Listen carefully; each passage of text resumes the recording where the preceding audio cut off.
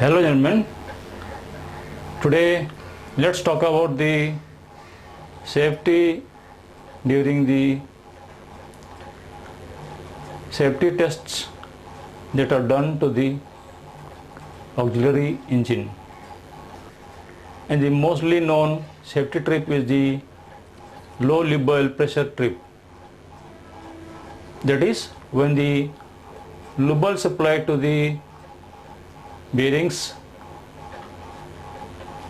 is failing, then a trip will be activated and the engine will be shut down to save the engine from damage. That is one part. And one important thing during the one important safety trip of the generator is that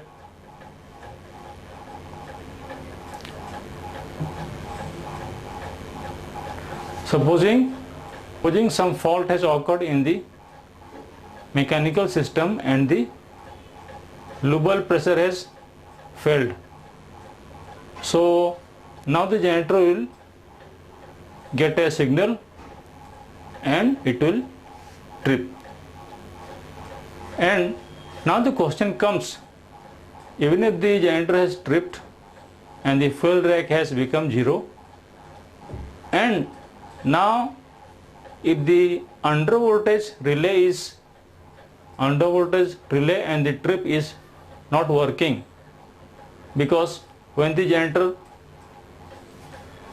stops, the voltage comes down, and if the under voltage relay and the under voltage trip is not working properly, then even if the kilowatt reading and the voltage reading comes to 0, then it will not activate. That means the ACB of the tripped generator will still be in closed position. That means what?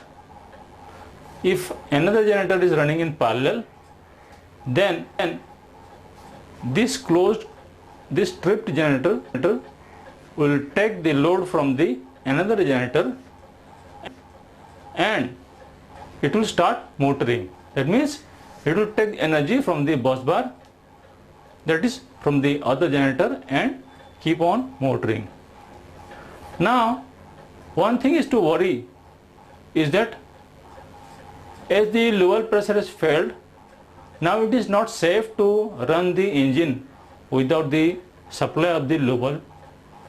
And now the problem is that